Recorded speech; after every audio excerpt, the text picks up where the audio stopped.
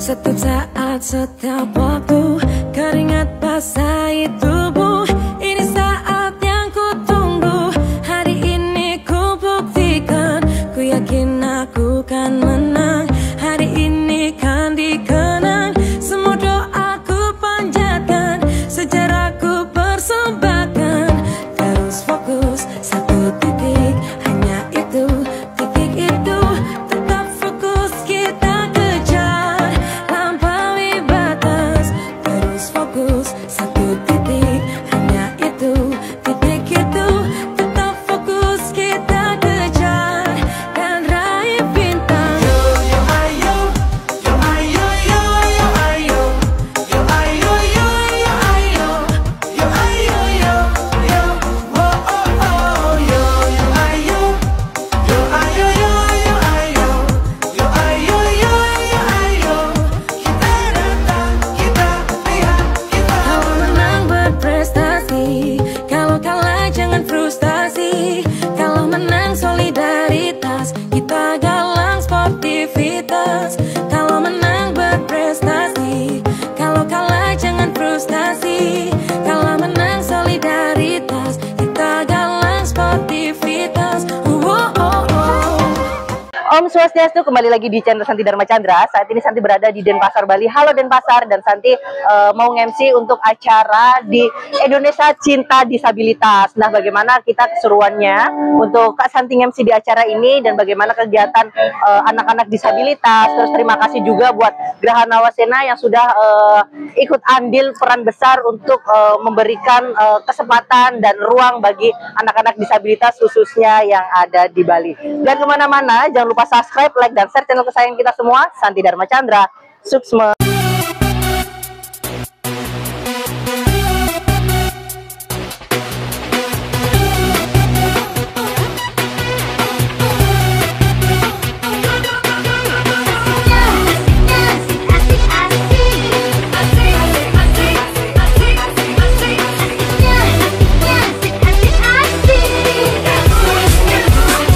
Om Swastiastu.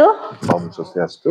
Nah, Astunggara, saat ini Santi berada di Denpasar, Bali, tepatnya di Geraha Nawasena ya, bersama dengan Bli Jigo. Ini Om Swastiastu, Bli. Om Swastiastu. Ya. Nah, sebelumnya terima kasih banget udah Bli Jigo ngajak Santi untuk kontribusi di acara yang luar biasa ini. Siap.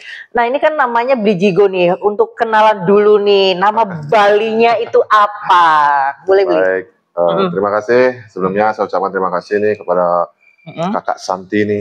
Oke. Sudah berkolaborasi sama kita-kita di sini di Geraha Nawasena untuk memeriahkan acara ICD ini. Jadi nama lengkap saya adalah Inyoman Juniarta. Iya. Saya adalah selaku dari koordinator untuk UMKM teman-teman. Itu namanya ada Kubo Gantarijaya atau kelompok usaha bersama disabilitas Gantarijaya Kota Denpasar. Jadi saya diberi amanah dengan dinas sosial, terutama ibu kepala dinas sosial Kota Denpasar, memberikan amanah dan mempercayai saya untuk berkoordinator, mengkoordinir semua teman-teman UMKM disabilitas di Kota Denpasar. Oke, baiklah. Jadi untuk koordinatornya. Nah, ini untuk terkait untuk acara hari ini kan tentang Indonesia Cinta Disabilitas. Ini maksudnya apa, konsepnya itu seperti apa sih, Bli, menurut Bli? Begini, konsep Indonesia Cinta Disabilitas ini kan, kita ini disabilitas dan juga non disabilitas itu saling mencintai. Jadi saling sebenarnya sih saling merangkul sebenarnya dari acara ini. Indonesia Cinta Disabilitas ini yang ketiga. Yang pertama itu sudah di dinas sosial dulu, yang kedua di Geraha Nawasena, yang ketiga pun di Geraha Nawasena. Mungkin ke depan nanti yang keempat kita masih memikirkan mungkin nyari tempat yang lebih bagus, lebih luas, biar bisa merangkul semua teman-teman disabilitas di Kota Denpasar. Mungkin bisa di luar Kota Denpasar juga bisa berkolaborasi atau bergabunglah bersama kami di sini. Iya. Nah, tadi kan mungkin untuk acaranya udah terlihat sukses ya, tapi di balik layar itu pasti juga perjuangannya luar biasa. Apalagi mengkoordinir, ada teman-teman yang tadi Santi beli tipat serombotan yang dari tuli, beliau tunarungu seperti itu, atau memang ada yang juga tunanetra dan lain-lain kan. Bagaimana beliau selaku koordinator untuk merangkul mereka dengan keterbatasannya? Itu tekniknya seperti apa, menurut beliau? Ya, pertama sih kita harus bersabar, gitu kan, karena bahasa, contoh kayak tuli, bahasa mereka dengan bahasa kita kan beda. Oke. Jadi kita sebenarnya saling mengerti aja. Secara apapun itu kita tetap dengan mimik juga ada mereka bisa paham dan ada enggak. Jadi kita tetap mengutamakan mimik juga iya, tapi bahasa isyarat juga iya. Jadi kita memberitahu mereka tuh pelan-pelan. Oh, pelan-pelan ya. Dengan sabar lah. Nah juga disabilitas lain fisik mungkin dari netra juga, netra kita bisa komunikasi kan melalui bicara kan bisa apa ya, bisa saling nyambung lah. Nah dari tuli ini yang masih perlu belajar mungkin nanti di OPD lain ataupun nanti di apa namanya kantor-kantor lain atau di perusahaan-perusahaan lain lah, swasta, negeri ataupun narasumber dan sebagainya, itu nanti wajib harus bisa bahasa isyarat seperti itu sih. Oh, jadi biar lebih memudahkan mereka ya. Betul. Kayak tadi kan Santi MC juga ada sebagai pendamping untuk bagian bahasa isyarat seperti itu kan. Nah, baiklah Bli, ini kan memang acaranya nggak hanya untuk hari ini aja ya, tapi untuk besok juga masih ada. Nah, ini Santi mau mungkin ini Santi juga luar biasa sih untuk hadir di acara ini. Notabene Santi itu orangnya cengeng ya, cengeng, lebay gitu ya kan, terus gampang ngeluh juga gitu kan. Terus tapi kalau melihat semangatnya teman-teman disabilitas itu di tengah mereka alami, mereka tetap bisa survive gitu kan. Seperti Bli ini. Bli, sebelumnya Santi mau tanya dulu ya. Ini Bli udah memakai kursi roda ini udah berapa tahun?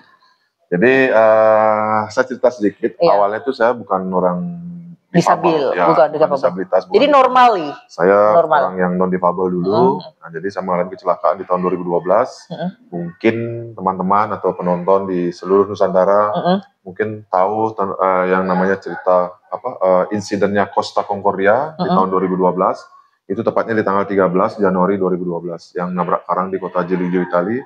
Nah, saya satu-satunya kru yang parah mengalami spinal cord injury atau cedera tulang belakang. Jadi saya jatuh di 14 meter. Ya ampun, dari atas jatuh ke bawah itu. Ya. Berarti kecelakaannya di Italia dong waktu itu ya? Betul, saya kecelakaan di Italia dan mendapatkan perawatan juga di Italia. Nah, di Italia itu saya banyak mendapatkan ilmu atau basic untuk saya bisa mandiri dengan menggunakan kursi roda. Berapa lama itu di sana? Kurang lebih hampir setahun lah. Jadi saya betul-betul dilatih benar-benar lah di sana untuk bisa saya mandiri menggunakan kursi roda. Bagaimana saya bisa menyetir, bagaimana saya bisa... Oh, nyetir juga bisa ya? Bagaimana saya bisa menyetir kendaraan, bagaimana saya pindah dari kursi roda ke tempat tidur, pindah dari kursi roda ke toilet, seperti itu. Itu semua diajarin. Ketika saya belum bisa mandiri, itu saya tidak boleh pulang waktu itu. Saya harus betul-betul bisa mandiri dulu, baru boleh pulang. Kira-kira di Indonesia sudah bisa nggak menerapkan hal seperti kayak di Italia menurut kan ini sebagai evaluasi juga kan, bekal untuk agar kita mandiri gitu loh, maksudnya. Jadi kalau dari saya pribadi sih, terutama para dokter, juga nurse, itu kayaknya masih kurang sih untuk penanganan spinal cord injury, setahu saya. Itu kayak tulang belakang gitu ya? Betul, cedera tulang belakang. Nah jadi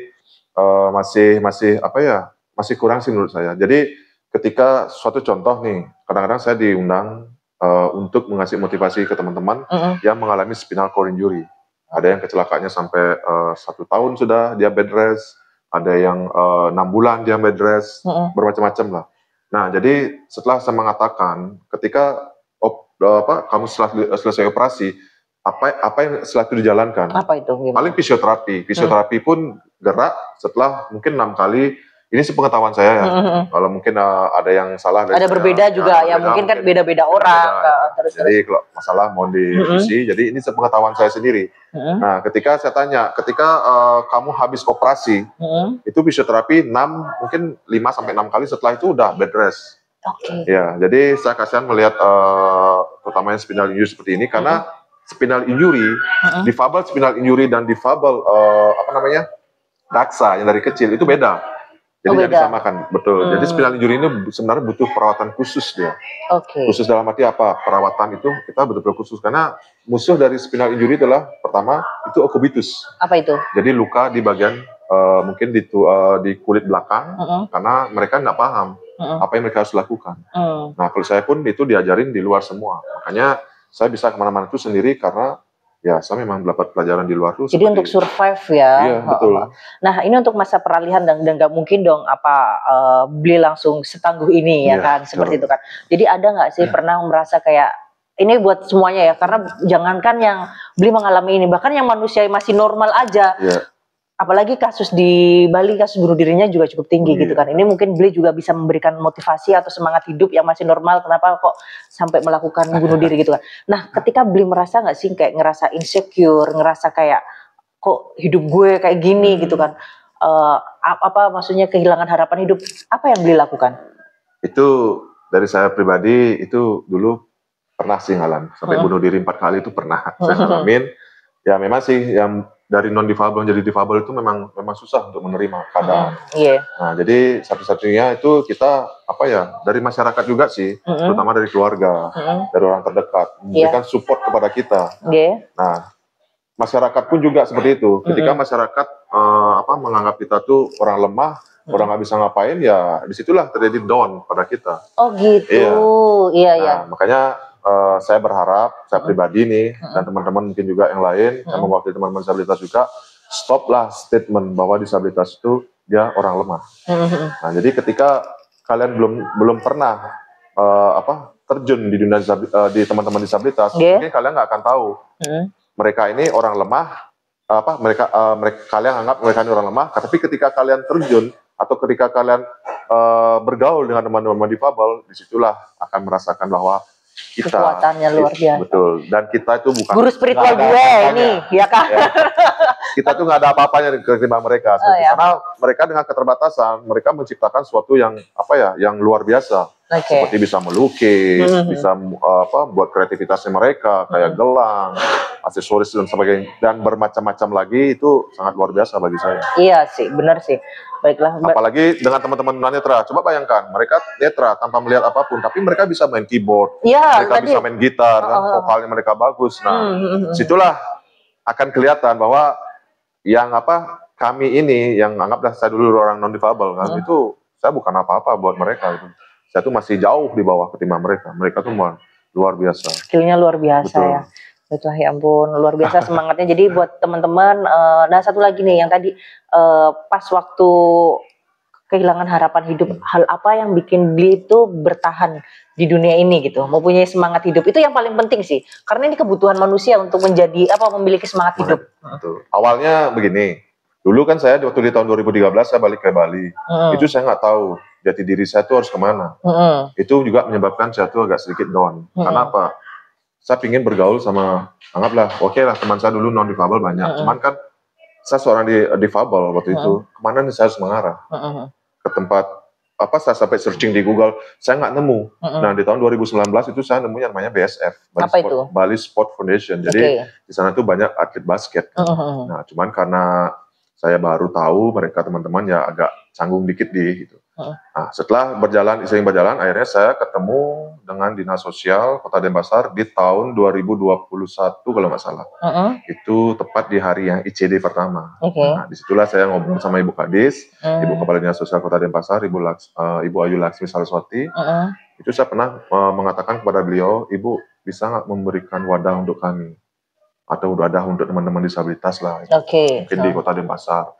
Nah, waktu itu ibunya bilang, ada sebuah gedung tapi masih diperjuangkan karena akan mau diambil dengan OPD lain. Akhirnya Ibu Kadis memperjuangkan, kalau nggak salah 3 bulanan, kurang lebih lah 3 bulan itu dari Dinas Sosial tuh menghubungi saya untuk datang ke gedung ini dulu. Oh ini dulunya, dulunya belum segini? Belum. Udah ada sih gedung ini, cuman belum ada namanya dulu. Oh belum ada namanya. Ya masih cari nama. Akhirnya disitulah Ibu Kadis dan juga dari staf Dinsos mengatakan bahwa ini akan nanti menjadi kayak komunitas disabilitas di Kota Denpasar. Nah, akhirnya saya nanya sama Ibu Kadis waktu itu, Ibu, ini berupa yayasan atau komunitas? Ibunya bilang ini nanti ada sebuah wadah. Nah, wadah ini kan masih belum tahu gimana komunitas apa yayasan gitu kan? Ya seperti itu awalnya. Tapi kalau sepikiran saya tuh wadah tuh ya bisa merangkul semua. Disabilitas A sampai Z gitu loh. Nah inilah yang kami butuhkan, wadah ini. Jadi kita tidak membanding-bandingkan kamu tuh disabilitas apa. Yang penting inilah tempatmu, inilah rumahmu gitu kan. Inilah tempat kita untuk saling diskusi, saling bertukar pikiran. Pokoknya saling happy lah, di sinilah tempatnya. Untuk saling menguatkan lah ya, untuk seperti itu. Baiklah, luar biasa Bli, apa semangatnya buat teman-teman, kita belajar bahwasanya kita hidup ini memang harus terus semangat, Ya, terus betul. apa, jangan menyerah, Ya. oke, karena ya apa, hidup memang ya seperti inilah ya. Pokoknya intinya gini, Mm. kita teman-teman disabilitas di Kota Denpasar itu kalau yang non difabel itu melihat teman-teman disabilitas Kota Denpasar itu jangan dikasihani mereka, tapi rangkul, berikan kesempatan ke mereka. Contoh kayak mereka punya perusahaan apa, usaha lah, Kayak usaha, UMKM jualan atau apa?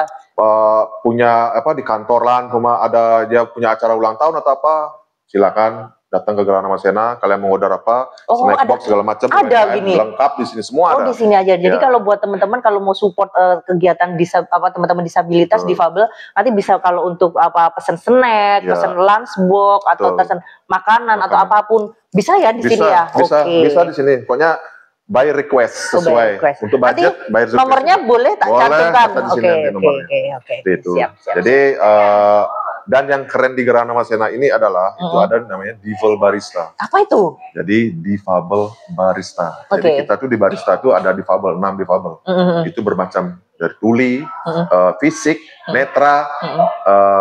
Kemarin ada anak autis, cuman karena anak autis kan ya biasalah dia lagi mood, oke lah dia mau buat kopi, kalau nggak lagi mood dia mungkin pulang atau bersedih lah seperti itu. Tapi overall yang 6 barista ini memang konsisten dia. Oke. Dan kita sering ikut event. Oke, event apa itu? Denpasar Festival, Oke. acaranya dari Bea Cukai juga, Oke. acaranya dari Gedung Keuangan juga kita dulu pernah ikut. Acaranya kemarin SMS Fest juga ikut kita di Sanur. SMS Fest itu adalah Sanur Memorable Sunshine. Oke. Jadi ini festival nasional ya. Gitu. Makanya kami bangga lah di sini. Termasuk kalau tak lihat-lihat itu kayak di Denpasar atau di Bali ini termasuk ramah akan teman-teman difabilitas ya. Ya, Itu kan. betul. Dan itu nanti ngelihat sih dibanding kayak ya kota lain, semoga aja ini menginspirasi gitu Betul, loh di betul, sini itu betul. bagaimana kita tetap berkontribusi, saling bergandeng tangan Ya. seperti itu tanpa ada harus membedakan ini itu harus saling merangkul. Jadi saya sih berharap sebenarnya tidak kayak Gerhana Masena ini atau Rumah Harapan Disabilitas di Kota Denpasar ini tidak hanya di Denpasar aja ada. Kami sih berharap biar semua daerah itu ada, bahkan Iya. bisa sampai ke luar Bali mungkin biar ada. Mm-mm.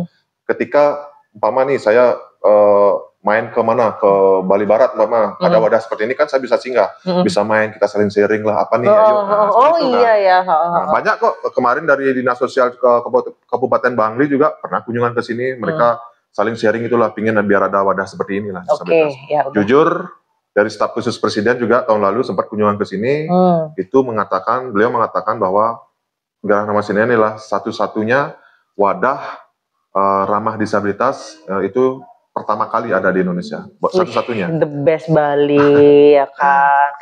Denpasar nih yang the best nih. Oh, Denpasar ya. Denpasar apa? Kota Pulaunya Denpasar, Pulau ya. Bali lah kayak Pulau Bali. ya. Kota Denpasar memang keren. Denpasar. Nah, kalau boleh tahu nih, alamatnya di mana sih, Dli? Alamatnya di Jalan Kamboja nomor 4 Denpasar, pas di depan Mahasaraswati Kedokteran Gigi. Oh, gitu Jadi ya. gampang kok nyari. Deket Kereneng ya berarti Ya, ya? Oh, ada deket pasar- Kereneng ada ya kan. pasar Kereneng.